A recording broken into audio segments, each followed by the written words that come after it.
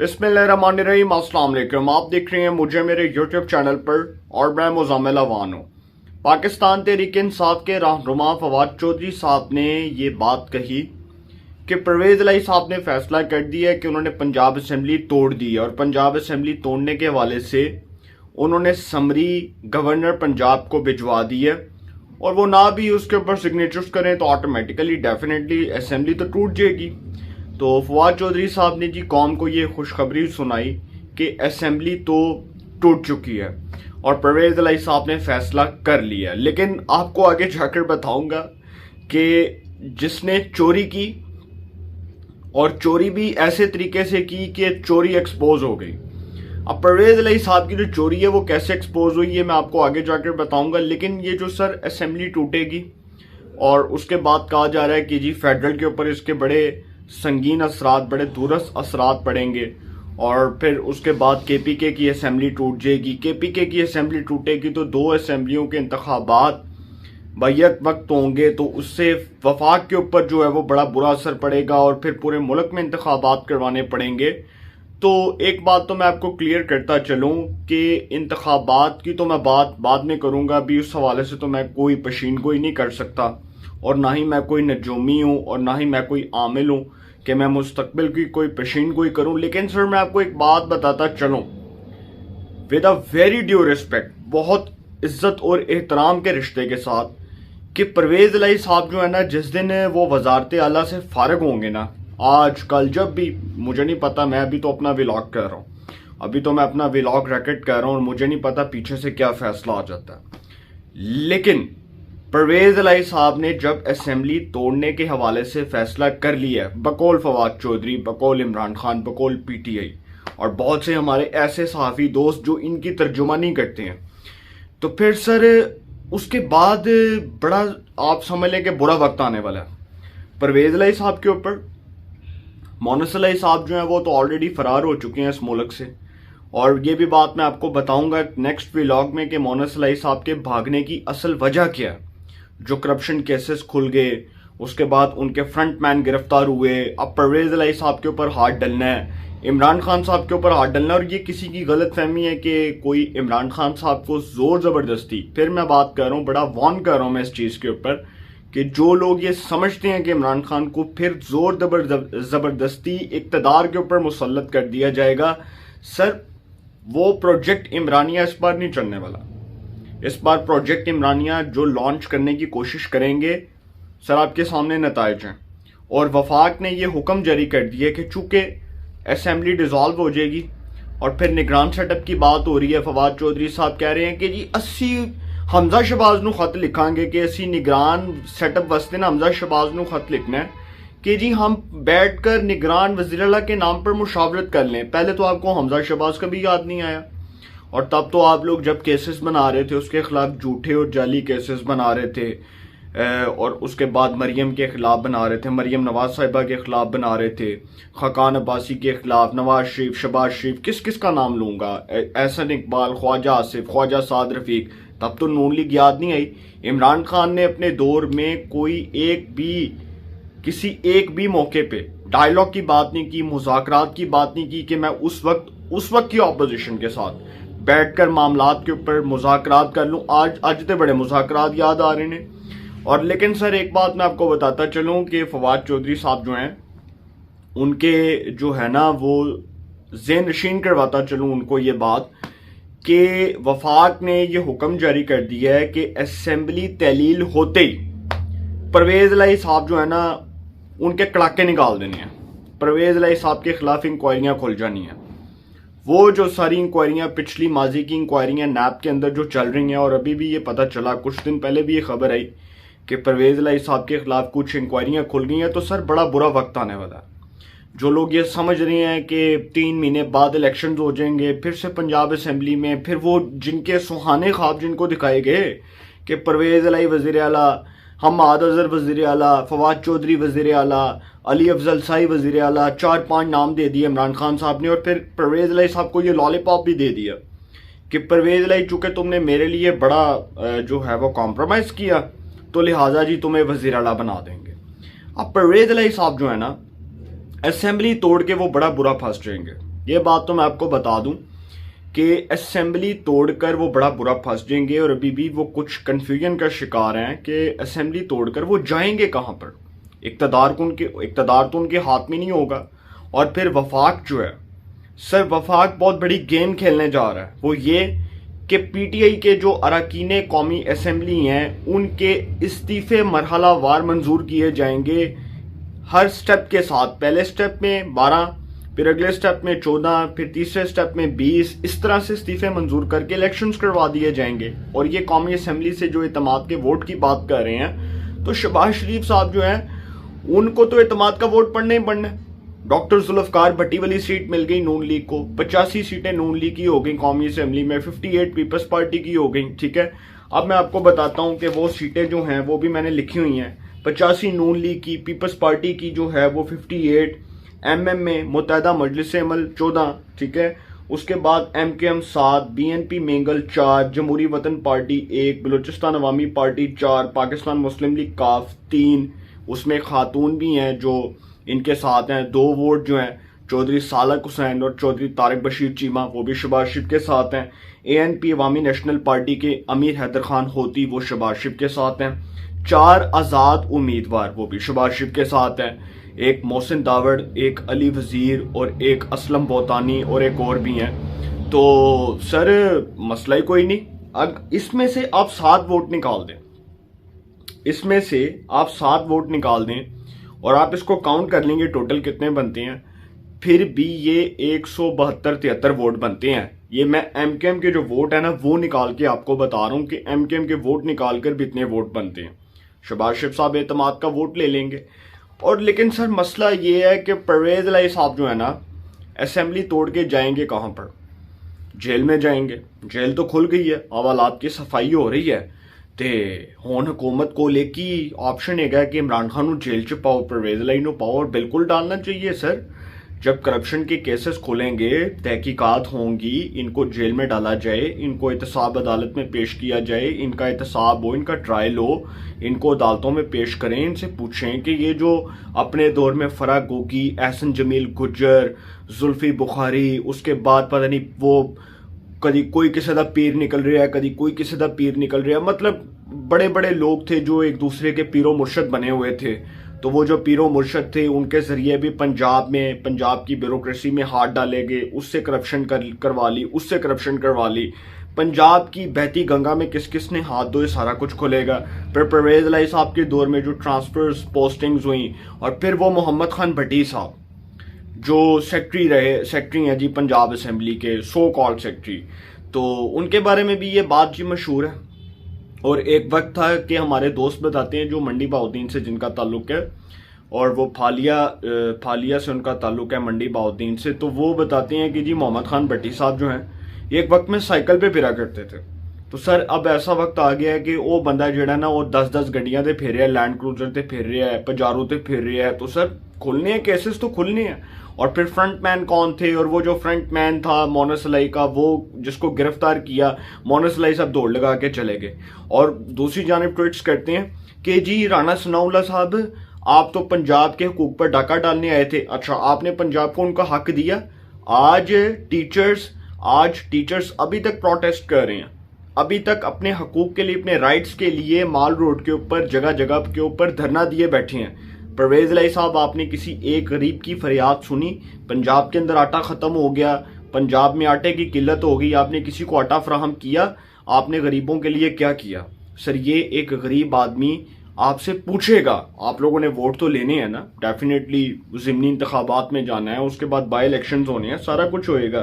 तो sir summary के ऊपर आ जाते हैं। समरी के ऊपर ऐसी धांधली की गई कि इमरान खान साहब और परवेज इलाही साहब को इस बात का क्रेडिट देना चाहिए कि वो धांधली के बगैर नहीं रह सकते। समरी जो थी उसको उसी के ऊपर रीराइटिंग कर दी गई। मतलब एक समरी आई, उसके ऊपर डेट लिखी हुई थी, वो जो डेट थी उसी के ऊपर अगली डेट लिख दी, और वहां से ही परवेज इलाही साहब जो हैं, उनके साहिबजादे जो हैं, वो फिर उसके बाद एक नई तस्वीर जारी करते हैं कि जी ये लो जी, ए देखो। वो सलीम साफी साहब को रीट्वीट करते हैं कि डन, ए देखो तुसी कहते सो ना असेंबली नहीं तोड़े, ए वेखो तोड़ देती है। ठीक है, अब सर परवेज इलाही साहब की मुलाकात हुई इमरान खान साहब से, और उस मुलाकात में परवेज इलाही साहब ने तो ऐसी कोई बात नहीं की। उन्होंने अपने ट्विटर के ऑफिशियल अकाउंट के ऊपर भी ये बात नहीं की और ना ही उन्होंने कहा कि वो असेंबली तोड़ रहे हैं। तो सर समरी के ऊपर जो दस्तखत हुए थे ना, उसके ऊपर रीराइटिंग की गई, तारीख के ऊपर तारीख डाली गई और कंपोज्ड समरी, जो कंपोज्ड फॉर्म में आती है ना समरी, जो कंपोस्ट फॉर्म में आई, उसके ऊपर तारीख काट कर फिर लिखी गई। और फिर इसी तरह जो है वो मतलब उसको ये दिखाने की कोशिश की गई कि जी ये देखो ए समरी है। उसके बाद एक नई समरी आई और फिर सबको पता चला कि भाई ये वो समरी है जो फ्रेश समरी है, कंपोस्ट फॉर्म में है और इसके ऊपर एक डेट है। उससे पहले तो जो समरी थी वो तो रीराइटिंग की गई थी ना, वो तो ऑलरेडी दिखाई गई थी कि जी ए देखो जी ए समरी पई हुई है। तो सर ये जो है ना इस तरह की हरकतें करके, ये नीच, आप समझ लें कि बड़ी नीच हरकतें होती हैं और इस तरह की हरकतें करके ये छोटापन जो साबित करने की कोशिश की गई है, इससे समझ आ रही है कि सर ये किस माइंडसेट के लोग हैं और ये किस तरह के लोग हैं जिनका ज़हन देखें आप कि एक समरी उसके ऊपर फिर दस्तखत, इसका मतलब वो ऑलरेडी पहले की समरी थी, ठीक है।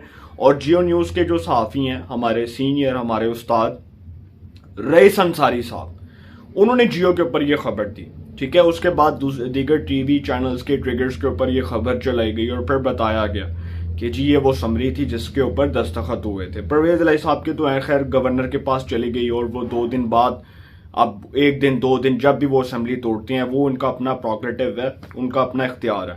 लेकिन सर इस तरह जो है ना अगले चेक कैश नहीं करते जिस तरह इन्होंने समरी दे साइन किए ने। कोई अज तक तुसी कोई ऐसा बंदा नहीं वेखो कि जिन्हें इंज किसी ने चेक साइन किया हो जिस तरह परवेज इलाही साहब समरी दे साइन कर रहे हैं और फिर उसके ऊपर रीराइटिंग करके कंपोज फॉर्म में, वही जिसके ऊपर ऑलरेडी हुए हैं। तो सर असेंबली तोड़ने का जो बड़ी खुशी हो रही है, बड़े चर्चे सुनाई दे रहे हैं और मुस्कुराहटें चेहरों के ऊपर अयां हो चुकी हैं कि जी असेंबली टूट गई थे, दोबारा जा रहे हैं इलेक्शंस में।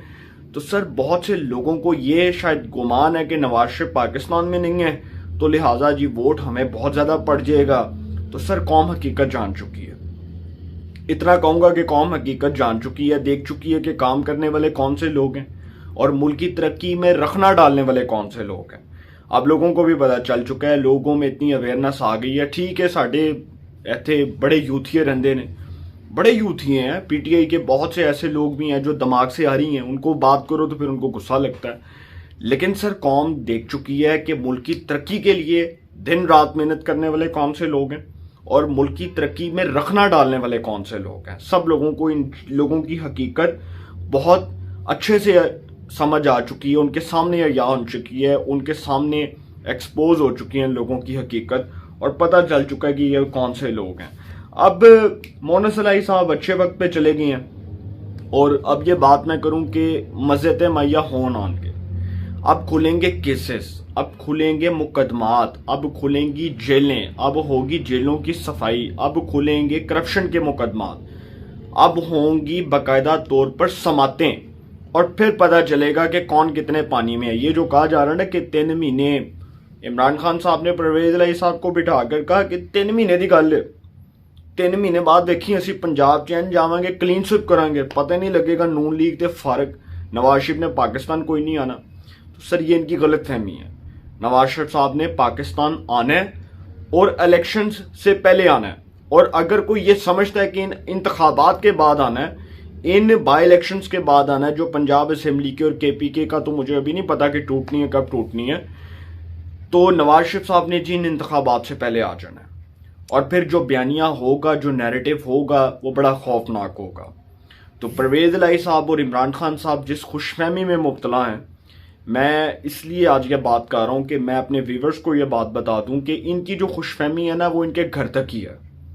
बाहर निकल कर ये कौम को जो मर्जी भाषण दे दें, कौम कोई नहीं सुनने वाली इनकी बात। इमरान खान साहब की तमाम ऑडियोज, वीडियोज, सारा कुछ कौम के सामने है सर, इसके ऊपर क्या बात करूं मैं। अब एक ऐसा शख्स जो इस्लामी जमहूरिया पाकिस्तान का मुंतखब वज़ीर आज़म रहा, उसकी ऑडियोज अगर आप उठा कर देख लें, जो ऑडियोज लीक हुई हैं, कोई कह सकता है कि ये शख्स पाकिस्तान का वज़ीर आज़म था? परवेज इलाही साहब जो हैं, कोई कह सकता था ये वज़ीर आला बनेंगे, 10 सीटों वाला पंजाब का वज़ीर आला बन गया और इमरान खान साहब को इतने अच्छे तरीके से ब्लैकमेल करके बने, सारियां नूं पता ही नहीं लगा, 10 सीटां वाला पंजाब ते आ गया, मुसल्लत हो गया और फिर वो देखें एतमाद के वोट की बात, कॉन्फिडेंस, वोट ऑफ कॉन्फिडेंस जो पंजाब असेंबली से लिया। सर वो जो वोट ऑफ कॉन्फिडेंस था, वो वोट ऑफ कॉन्फिडेंस क्या था? ना खुरम लगारी थे, ना मोमिना वहीद साहिबा थी, ना फैसल फारूक चीमा साहब थे, और 3 वोट कम होने के बावजूद परवेज इलाही साहब को 186 वोट पड़ गए। वैसे मैं हैरान हूं कि 186 वोट भी उस बंदे ने गिने जिस बंदे की खुद की क्रेडिबिलिटी बतौर स्पीकर मुतनाज़ है, सब्तैन खान। अब उसके ऊपर मैं क्या बात करूं, उसकी तो खुद की इंक्वायरियां खुली हुई हैं नाब के अंदर। जंगलात का वो वजीर था, और जब वो जंगलात का वजीर था, सूबाई वजीर जंगलात था, तो उसके ऊपर जो करप्शन के मुकदमे थे वो इमरान खान की हुकूमत में बने। इमरान खान की हुकूमत में उसको जेल में डाला गया, इमरान खान की हुकूमत में उसको गिरफ्तार किया गया। तो सर ये लोग हैं, कोई मॉरल क्रेडिबिलिटी है इनकी, कोई इखलाकी साख है इन लोगों की? आप लोग तो इन पे बात करते हैं कि जिन्होंने तमाद का वोट ले लिया है, तमाद का वोट लेके असेंबली तोड़ दी, और अदालत को, लाहौर हाई कोर्ट को, चले मैं नहीं कहता लाहौर हाई कोर्ट इस मामले में इंटरफेयर करे या उनको करना चाहिए, लाहौर हाई कोर्ट को बयाने हल्फी देकर आए चौधरी, बड़े चौधरी साहब कि जज साहब तुसी कहोगे तो मैं असेंबली कोई नहीं तोड़नी, तुसी कहोगे तो मैं असेंबली कोई नहीं तोड़नी। लाहौर हाई कोर्ट ने कहा कि जी आप हमें बयाने हल्फी दे दें, रिटर्न फॉर्म में लिख दें कि जी आप असेंबली नहीं तोड़ेंगे।